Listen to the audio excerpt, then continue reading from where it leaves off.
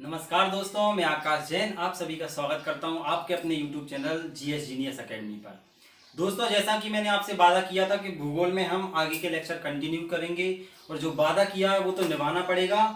तो आज हम बात करेंगे देशांतर रेखाओं पर। अक्षांश रेखाएं कंप्लीट हो गई थी, देशांतर रेखाएं क्या होती हैं। जो वादा किया वो निभाना पड़ेगा। तो चलिए, गाना बजाना तो बाद में हो ही जाएगा। आज हम बात करेंगे देशांतर रेखाओं पर। लॉन्गिट्यूड, देशांतर मतलब लंबी रेखाएं। अब ध्यान से सुनना, बिल्कुल क्लियर हो जाएगा, शांति से सुनना। देशांतर रेखाएं क्या होती हैं? तो देशांतर रेखा, अक्षांश देख ही लिया अपन ने, आड़ी रेखाएं। तो देशांतर रेखाएं क्या होती हैं कि भाई पृथ्वी पर खींची गई अर्धवृत्ताकार काल्पनिक रेखाएं, पृथ्वी पर खींची गई लंबाई में, ध्यान से सुनना, पृथ्वी पर खींची गई अर्धवृत्ताकार रेखाएं क्या कहलाती हैं? देशांतर रेखाएं कहलाती हैं।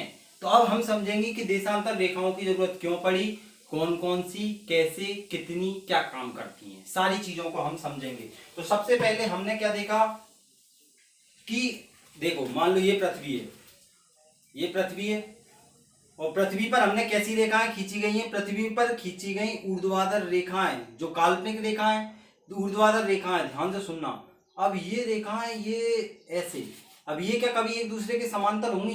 बिल्कुल नहीं होंगी। अक्षांश रेखाएं समांतर होती हैं, लेकिन ये रेखाएं अर्धवृत्ताकार हैं। हर एक रेखा की दूरी बराबर होगी, मतलब देशांतर रेखाएं क्या होंगी? बराबर होंगी। मतलब इनकी जो दूरी है वो हमेशा बराबर होगी, लेकिन इनके बीच का गैप अभी हम देखेंगे क्या होगा। तो सबसे पहले हम देख रहे हैं देशांतर के बारे में। क्या देखा है कि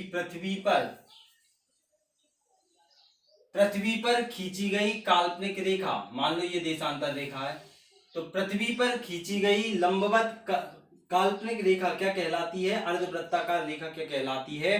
देशांतर रेखाएं कहलाती हैं। तो देशांतर रेखाएं क्या काम करती हैं? ये पृथ्वी पर समय का निर्धारण करेंगी। कब करेंगी, कैसे करेंगी, इस पर हम चर्चा अभी करेंगे, ध्यान से सुनना। अब ये कितनी है, मतलब मान लो अगर कोई भी चीज है, ये पृथ्वी है और पृथ्वी पर अगर हमको ऐसे खड़े में रेखाएं खींचनी है तो हम कितनी रेखाएं खींच सकते हैं? तो हम प्रत्येक एक एक डिग्री पर 360 रेखाएं खींच सकते हैं, क्योंकि कोई भी गोला होता है, सर्किल होता है, वो 360 डिग्री का होता है। मतलब देशांतर रेखाओं की संख्या कितनी होती है? 360 होती है, 360, 360 देशांतर रेखाएं होती हैं, ध्यान से सुनना। अब सर, किस रेखा को हम ऐसा माने कि यहां से रेखाओं की शुरुआत हुई होगी? तो ध्यान से सुनना, 0 डिग्री देशांतर रेखा, 0 डिग्री देशांतर रेखा को हम बोलते हैं प्रधान मध्याह्न रेखा। ध्यान से सुनना, प्राइम मेरिडियन रेखा, प्राइम मेरिडियन लाइन, प्रधान मध्याह्न रेखा, प्रधान मध्याह्न रेखा।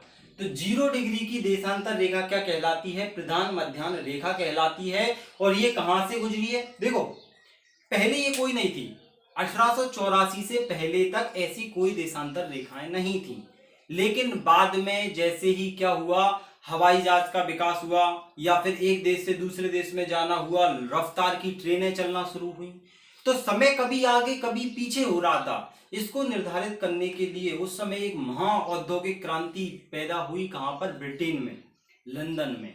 तो लंदन सर्वश्रेष्ठ शक्ति था उस समय, इसीलिए लंदन ने क्या किया, खुद ने डिसाइड किया कि भाई 0 डिग्री की लाइन हमारे ग्रीनविच शहर से जो निकलती है हम उसी को मानेंगे। ऐसा नहीं है कि हम उसी को माने, कोई भी मान सकते थे, लेकिन जो देश शक्तिशाली था उसने बोल दिया, अब ये बोला है, ये पृथ्वी है, अब आप कहां से मानोगे कि भाई 0 डिग्री की रेखा गई है? तो उस देश ने बोल दिया कि हमारे यहां से गई है। तो ध्यान से सुनना, 0 डिग्री की देशांतर रेखा कहां से गुजरती है? लंदन के ग्रीनविच शहर से। लंदन के ग्रीनविच शहर में एक रॉयल वेधशाला स्थित है, रॉयल वेधशाला। तो लंदन के ग्रीनविच शहर से रॉयल वेधशाला से एक रेखा गुजरती है। ये काल्पनिक रेखा है, ऊर्ध्वाधर खड़ी रेखा है। इसको बोला जाता है प्रधान मध्याह्न रेखा, 0 डिग्री देशांतर रेखा। इसी को बोलते हैं मानक समय रेखा, मानक समय रेखा, जीएमटी बोलते हैं, जीएमटी, ग्रीन मैन टाइम या ग्रीन मेरिडियन टाइम, ग्रीनविच शहर से गुजर रही इसीलिए ग्रीन मैन टाइम लाइन बोल देते हैं, मानक समय रेखा बोलते थे, जीएमटी, प्रधान मध्याह्न रेखा। अब देशांतर रेखाएं क्या होती हैं? प्रधान मध्याह्न रेखा के पूर्व में एवं पश्चिम में खींची गई रेखाएं क्या कहलाती हैं? देशांतर रेखाएं कहलाती हैं। समझना, ऐसी रेखाएं खींचेंगे अपन, क्या करेंगे, ये रेखा खींच दी, फिर एक और रेखा खींच दी, फिर एक और रेखा खींच दी, इधर ऐसे खींच दी, मतलब क्या क्या होगा, ध्यान से देखते जाना आप, कि इसके पूर्व में और इसके पश्चिम में, आपको पता ही है, ये अपन पढ़ते हैं तो इधर पूर्व, पश्चिम, उत्तर, दक्षिण, तो ऐसे में खींची गई रेखाएं तो अपन ने देखा अक्षांश रेखाएं क्या बताती हैं? उत्तर और दक्षिण, लेकिन देशांतर रेखाएं क्या बताती हैं? पूर्व और पश्चिम। तो पूर्व और पश्चिम पृथ्वी पर कौन डिसाइड करता है? कौन सा देश पूर्व में है, कौन से पश्चिमी देश हैं? भारत पूर्वी गोलार्ध में स्थित है या पश्चिमी गोलार्ध में स्थित है, कौन बताएगा? देशांतर रेखाएं। तो 0 डिग्री देशांतर के पूर्व में और पश्चिम में स्थित रेखाएं क्या कहलाती हैं? देशांतर। इनकी संख्या कितनी होती है? 360 होती है। थोड़े से इनकी जानकारी लेते हैं, फैक्चुअल जानकारी लेते हैं, जो पेपर में क्वेश्चन बन सकते हैं, फिर हम आगे चलेंगे। काम की चीजें ध्यान से सुनते जाना, अगर नोट्स बना रहे हो तो अति उत्तम काम है। फ्री हो घर पे, अगर आप घर पर कोई काम कर रहे हो फालतू, अगर आप वो नहीं करोगे तो भी वो काम आपके बिना हो जाएगा, लेकिन पढ़ाई आपको खुद करनी पड़ेगी। देखो, जॉब लेनी है तो पढ़ना पड़ेगा। तो एक एक चीज मैं आपको बिल्कुल शांति से समझा रहा हूँ, थोड़ा टाइम दें और समझे चीजों को। अब देशांतर रेखाएं हमने समझ लिया, अब कुछ फैक्ट देखते हैं देशांतर रेखाओं के बारे में। प्रत्येक देशांतर की लंबाई समान होती है। प्रत्येक देशांतर की लंबाई समान होती है। अक्षांश घटते जा रहे थे, लेकिन प्रत्येक देशांतर की लंबाई समान होती है, अर्धवृत्ताकार होते हैं, ध्यान से सुनना। अब मेन चीज, प्रत्येक देशांतर की लंबाई समान हो गई, लेकिन क्या प्रत्येक देशांतर के बीच की दूरी बराबर होगी जैसे अक्षांशों की हो रही थी? नहीं। प्रत्येक देशांतर के बीच की दूरी, मान लो एक अक्षांश खींच दें बीच में, तो प्रत्येक देशांतर के बीच की दूरी समान नहीं होती, यहां पर घटती जा रही और यहां पर एक बिंदु के रूप में आ जाती है। तो सबसे ज्यादा देख रहे हो आप, सबसे ज्यादा कहां होती है? विषुवत रेखा पर होती है। तो दो देशांतरों के बीच में सर्वाधिक दूरी कहां होती है? कहां होगी? विषुवत रेखा पर होगी। सबसे इंपोर्टेंट, कितनी होती है विषुवत रेखा पर? 111.32 किलोमीटर। मतलब ये हर जगह नहीं है, जैसे अपन ने 111.13 किलोमीटर अक्षांश रेखाओं में देखा था, वो सब जगह समान थी, लेकिन यहाँ क्या है? प्रत्येक देशांतर के बीच की दूरी क्या होगी? घटती जाएगी ऊपर ध्रुवों की ओर जाने पर। तो अक्षांश रेखा पर देशांतर की दूरी 111.32 किलोमीटर सर्वाधिक कहां पर होती है? सर्वाधिक विषुवत रेखा पर होती है, 0 डिग्री विषुवत रेखा पर होती है। पेपर में क्वेश्चन बन सकता है, तो सर्वाधिक दूरी कहां होगी? विषुवत रेखा पर होगी। ठीक है, तो दो देशांतरों के बीच की दूरी को क्या बोलते हैं? गोरे बोलते हैं, गोरे। दो देशांतरों के बीच की दूरी,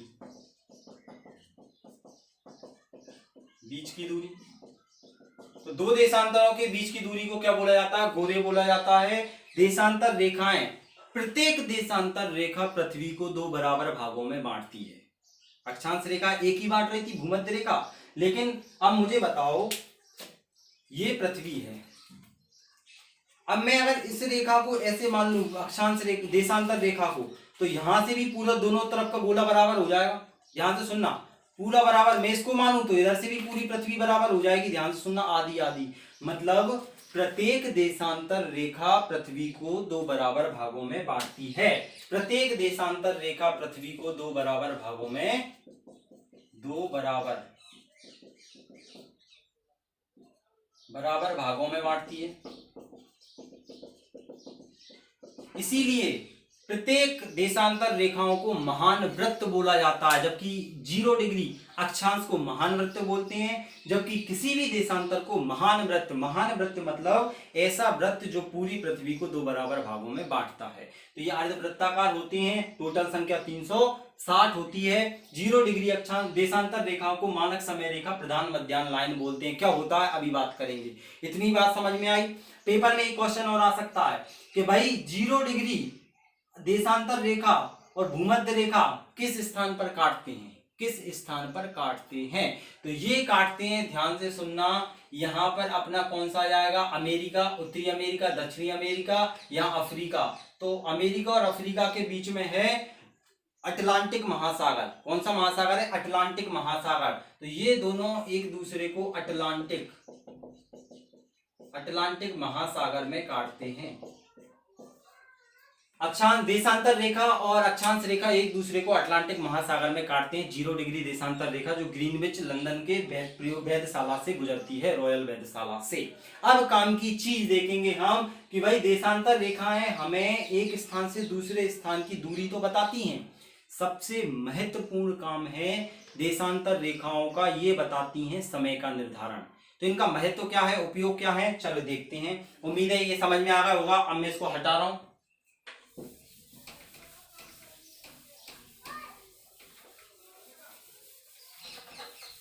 अब हम देखेंगे समय का निर्धारण। महत्व क्या है देशांतर रेखाओं का, महत्व, समय का निर्धारण।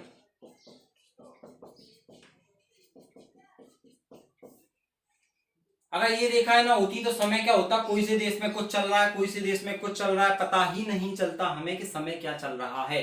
तो समय का निर्धारण कैसे करती है, ध्यान से सुनना। ये पृथ्वी है, और पृथ्वी पर क्या है 360, ये है 0 डिग्री देशांतर रेखा। ऐसी बहुत सारी 360 रेखाएं खींची गई।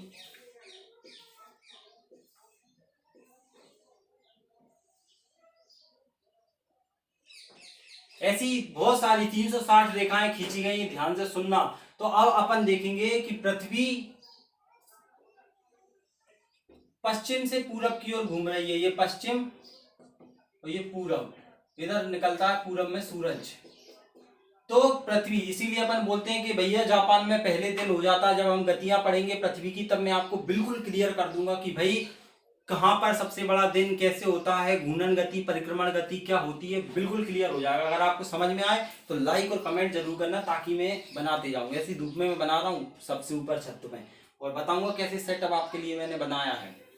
अब ध्यान से सुनना, समय का निर्धारण मतलब पृथ्वी क्या कर रही है, पश्चिम से पूरब की ओर घूम रही है। और पृथ्वी अपने अक्ष पर 24 घंटे में क्या कर लेती है, लगभग 24 घंटे, वैसे देखा जाए तो 23 घंटे 56 मिनट 4 सेकंड में क्या करती है, एक चक्कर पूरा कर लेती है। इसीलिए तो 4 साल में लीप ईयर होता है। वो छोड़ो, लगभग 24 घंटे में एक चक्कर पूरा कर लेती है। मतलब ऐसे चक्कर लगा रही है, ऐसे घूम रही है पृथ्वी हमारी, घूमती जा रही है।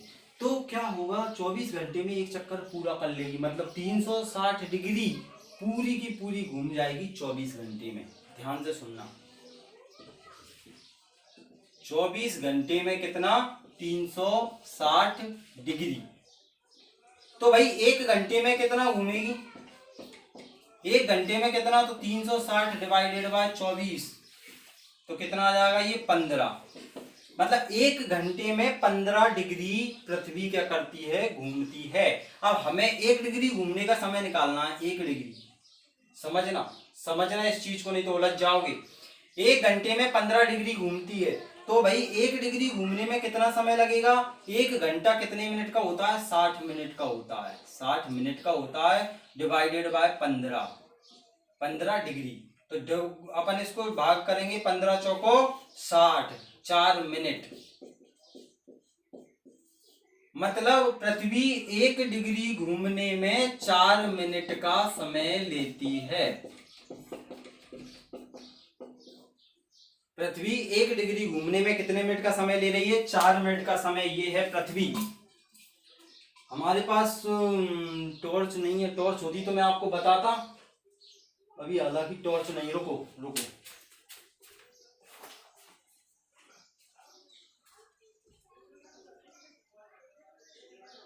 अब मान लो ये है, ध्यान से सुनना, ये है सूरज है, ये सूरज है मान लो, और ये हमारी पृथ्वी है। तो देखना, अब ये पृथ्वी का जैसे ही हिस्सा सूरज के पास में आता जाएगा तो प्रकाश होता जाएगा, और पीछे क्या है, अंधेरा होता जाएगा। यहाँ पर क्या है, धीरे धीरे पृथ्वी ऐसे में घूम रही है, मैंने बताया ना आपको, ऐसे घूम रही है पृथ्वी। तो इधर वाले एरिया में प्रकाश आता जाएगा, मतलब पृथ्वी एक, ध्यान से सुनना, अगर पृथ्वी क्या करेगी, 1 डिग्री घूमेगी तो 4 मिनट का अंतर है।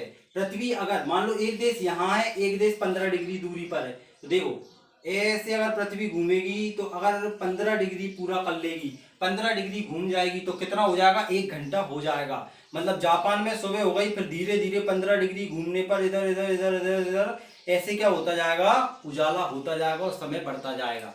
मतलब पूरी पृथ्वी पर 24 घंटे होंगे, 1 घंटे में 15 डिग्री घूमेगी, 4 मिनट में 1 डिग्री घूमेगी। समझ में आ रहा है बात आपको? चलते हैं अपन आगे, जब मैं गतियां पढ़ाऊंगा तब और क्लियर होगा। अब समझना, अपन ने देखा ये घूम रही है, मतलब अब क्या होगा, जो देश पूरब में होंगे वहां पर दिन पहले होगा, जो देश पूरब में होंगे वहां दिन पहले होगा, जो देश पश्चिम में होंगे वहां दिन थोड़ा बाद में होगा। अब पूरब में सबसे पहले कौन सा आता है, अपना आता है जापान, उगते हुए सूरज का देश बोलते हैं जापान को। ध्यान से सुनना, जापान क्या है, पूरब में स्थित है, तो पूरब में यहाँ सूर्योदय हुआ, 15 डिग्री पृथ्वी फिर घूमी, 15 डिग्री जैसे ही घूमी तो क्या हो जाएगा, 15 डिग्री घूमने के बाद में आगे 1 घंटा बढ़ जाएगी, फिर 15 डिग्री घूमेगी, 1 घंटा बढ़ जाएगी। मतलब 15 डिग्री घूमते घूमते क्या होता जाएगा, एक घंटा आगे बढ़ता जाएगा और सूरज उदय होता जाएगा। अब अपन देखते हैं, ध्यान से सुनना कि कैसे। हमने देख लिया कि भैया देशांतर रेखाएं समय का निर्धारण करती हैं और ग्रीनविच लाइन को 0 डिग्री मानक समय रेखा माना जाता है। अब ऐसे ही क्या होता है, कोई भी देश है, कोई भी देश, मैं आपको आगे बताऊंगा स्थानीय समय और मानक समय में अंतर। जब मैं आपको गुणन गति पढ़ाऊंगा तब मानक समय और स्थानीय समय में अंतर पढ़ाऊंगा। तो क्या होता है, कोई भी देश, मान लो ये यूरोप है, यूरोप महाद्वीप है, तो यूरोप क्या करेगा, अगर एक ही लाइन खींच देगा तो इधर क्या गैप हो जाएगा, इधर गैप हो जाएगा।